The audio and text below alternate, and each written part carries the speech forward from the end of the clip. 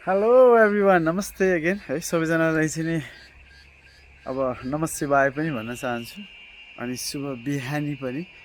A, एकदमै अलि चाहिँ नि यो अब मैले भन्नै पर्ने छ र सपोर्ट गर्नुपर्ने छ, राम्रोलाई सपोर्ट गर्नुपर्ने छ।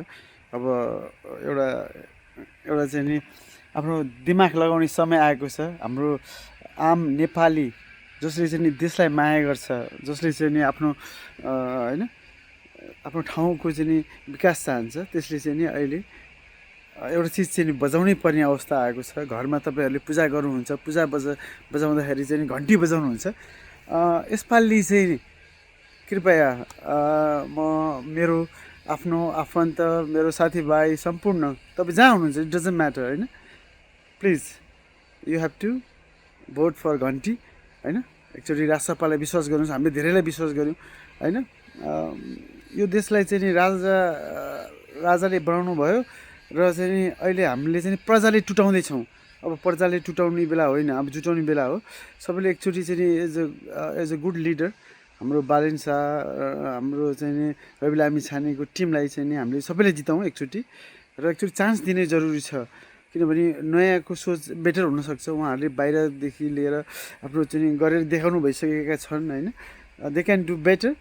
प्लिज भोट फर घन्टी। मेरो चाहिँ यो रिक्वेस्ट हो तपाईँहरूलाई, जहाँ पनि नेपालको जुन ठाउँमाबाट भोट हाल्दै हुनुहुन्छ यो पटक एकचोटि चान्स दिनुहोस्। अनि त्यसपछि राजसपाले obviously they have to walk Prithvi path होइन। सो मलाई विश्वास छ एज अ चाहिँ नि हाम्रो चाहिँ नि राजालाई पनि सँगै लिएर हामी जानुपर्ने अवस्था छ। किनभने राजतन्त्र जिन्दाबाद हो। राजा भएर म यहाँ छु होइन, राजाको देशको मान्छे हौँ। तर अहिले चाहिँ हामी अलिकति चाहिँ लोभी भयौँ जस्तो छ। आफ्नो धर्म मान्दैनौँ हामी, अलिकति अधर्मी पनि बन्न खोजिरहेका छौँ। किनकि लोभ, हामी नेपालीमा धेरै लोभी छौँ, हामी अलिकति लोभ गर्छौँ।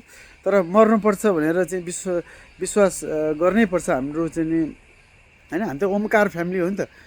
ओमकार कस्तो देशको हामी मान्छे, बुद्ध जन्मिएको देशको हाम्रो मान्छे, हामी मान्छे। सीतामाता, राम भगवान् होइन, धेरै ऋषिहरू सबै चाहिँ नि पवित्र पशुपतिनाथको देश वा होइन, सगरमाथाको देशको हामी मान्छे।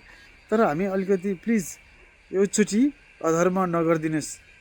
जहाँ भए पनि जो भए पनि ऱ्याप घन्टी हान्ने एकचोटि चान्स त दिनु पऱ्यो नि। हामीले कसलाई दियौँ? काङ्ग्रेसलाई दियौँ होइन। काङ्ग्रेसलाई इन्डियाबाट छिरायौँ काङ्ग्रेस, किनभने चाहिँ देश त विकास भइरहेको थियो। महेन्द्रले गरिरहनु भएको थियो, वीरेन्द्रले गरिरहनु भएको थियो। उहाँलाई मार्नको लागि चाहिँ कसले परिचालन गरे होइन। हाम्रो चाहिँ नि अब छिमेकी छ, छिमेकी शत्रु भयो भने त्यस्तो हुँदो रहेछ। आफ्नोलाई चाहिँ नि मारे होइन, त्यो चाहिँ नि भगवान्ले चाहिँ नि तिनीहरूलाई पनि देउल होइन, पनिस्ड वान डे। अनि त्यसपछि चाहिँ नि कृपया यसपालि हामीले सबैलाई दिइसकेको छौँ। हामीले काङ्ग्रेसलाई नि दिया हो, हामीले एमालेलाई नि दिया हो, हामीले माओवादीलाई नि दियौँ होइन। अब कम्युनिस्ट भनेर गऱ्यौँ, हेर्नु त कस्तो छ। ओली बा सधैँ चाहिँ नि होइन मर्नु पर्दैन भनेर विश्वास गर्छन्। एक दिन त्यो घमण्ड के हेर्ने, मर्नुपर्छ, हामी सबैजना मर्नुपर्छ। तर मर्नुभन्दा अगाडि हाम्रो देश चाहिँ नि बेस्ट हुनु जरुरी छ होइन। अरूले त हिजो बुढाहरूले जे गरे डजन्ट म्याटर। अब उनीहरूले गरिसकेको कुरा दे कान्ट चेन्ज बिकज होइन, त्यो उहाँ त्यतिखेरको थिङ त्यस्तै थियो होइन। अरूलाई चाहिँ नि तल झारेर आफू माथि उठ्ने चलन रहेछ होइन। एउटा चाहिँ नि राजा फालेर हजारौँ लाखौँ राजाहरू अहिले चाहिँ नि छन्। ती राजाहरूभन्दा एक राजा धेरै बेटर हो। यो पनि बुझ्नु जरुरी छ।